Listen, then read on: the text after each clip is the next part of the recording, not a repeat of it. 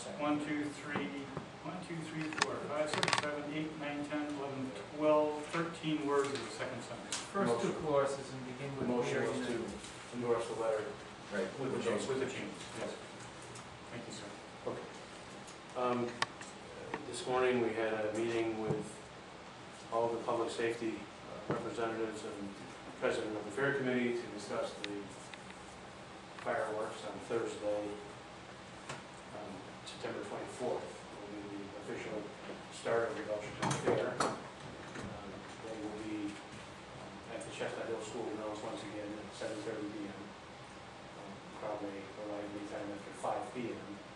The fair committee will have entertainment as they have had in the past, and Chief Fox and Chief Bach and Steve Williams and Robert Palmonick and Robert Chance, everyone who has something to do with either facilitating the school grounds or securing the fields for that useful regular presence. So we're well on our way. I would like to ask anyone who maybe is able to help out with traffic control. The fair committee could use another 6 or 8 people at the beginning of the show just to make sure that everyone moves into the parking areas efficiently. And if anyone has the time and is willing to help out, they can either see Mark Newt at Ace Hardware, or myself, or Steve Williams, or Chief Fox, and we'll point them in the right direction. It won't take long, and it will make short work of a pretty significant task.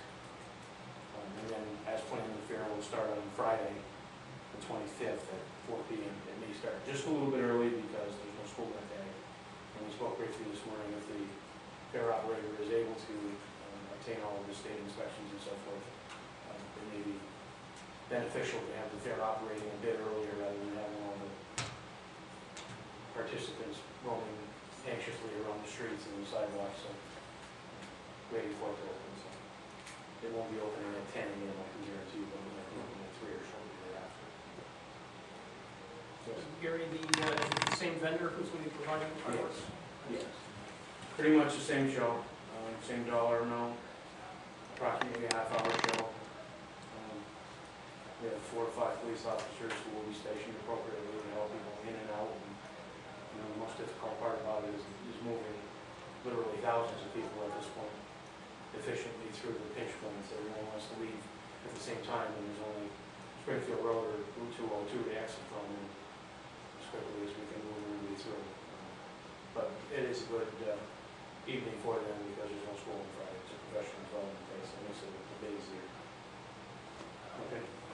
Also, you do have in your mail, and I would like to just call your attention to, as you're aware, we had been approved participation in the regional dispatch grant. Again, Chief Fox has been working with public safety officials at the University of Mass, Hadley, Town of Amherst, possibly Pelham, and more recently there's several other communities who have expressed interest: South Hadley, Wolverhampton, and Ware, and East Wilmette. How far-reaching this project may become, we don't know at this time, but the initial grant was for a study to see if it was even feasible, and that grant was approved, and a contractor has been chosen. Last Tuesday, I believe, the vendor was in Belchertown and spent a good portion of the day here interviewing dispatchers and public safety officials about how our operations are conducted, and they're going to conduct similar exercises in all of the participating communities and compile a report to establish the feasibility of moving forward with this. But in the meantime, the committee has been working on the next phase of the grant, which is phase 2. And last week we were notified that the grant application for the second stage of this grant was approved in the amount of $735,000. So as quickly as we finish the first phase, and we're quite optimistic that it will be favorable to move on to the regional dispatch center, the next grant is already been approved, and we'll be working into that phase in the months to come.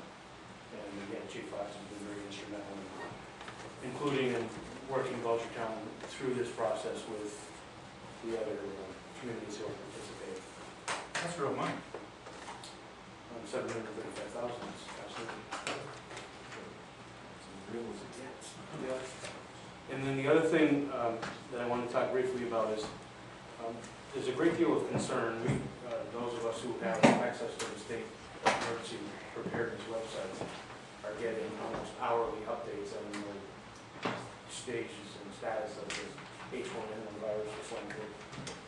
it has started to take hold in some parts of the country. And our public health officials are very concerned that this is going to become very serious. I spoke today with Judy Metcalf, the Director of the Quality Health District, about having a department heads meeting sometime in the next couple of weeks to start to prepare some sort of a contingency or preparedness plan for our town services. It's not unreasonable to think that some departments could be impacted by a 50% absentee rate at the height of this swine flu if it takes hold like it's predicted it's going to. And bear in mind that some of our town departments have 1 or 2 employees in those departments. So we're trying to just call everyone's attention to the seriousness of the potential epidemic. What we can do to prevent ourselves from, or protect ourselves from H1N1 as best we can, and to also be thinking about if we didn't have 10 people to plow the first snowstorm because they had one sick and dead, how would we plow the roads?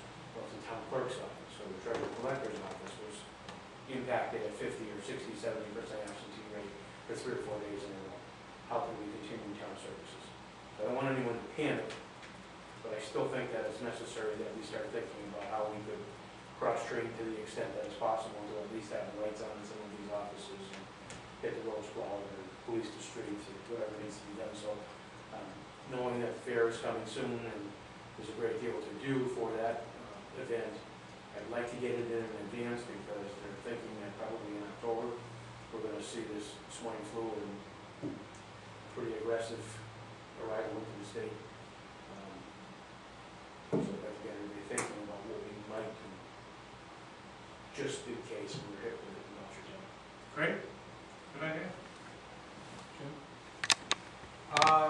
Follow up on that, the Belchertown schools have posted letters about people, particularly children, precautions that they should be taking. All of us should, with obviously consultation with our doctors, be getting both the regular flu vaccine, which is expected to be coming out this month, as well as the H1N1 swine flu vaccine, which will be coming out a month later.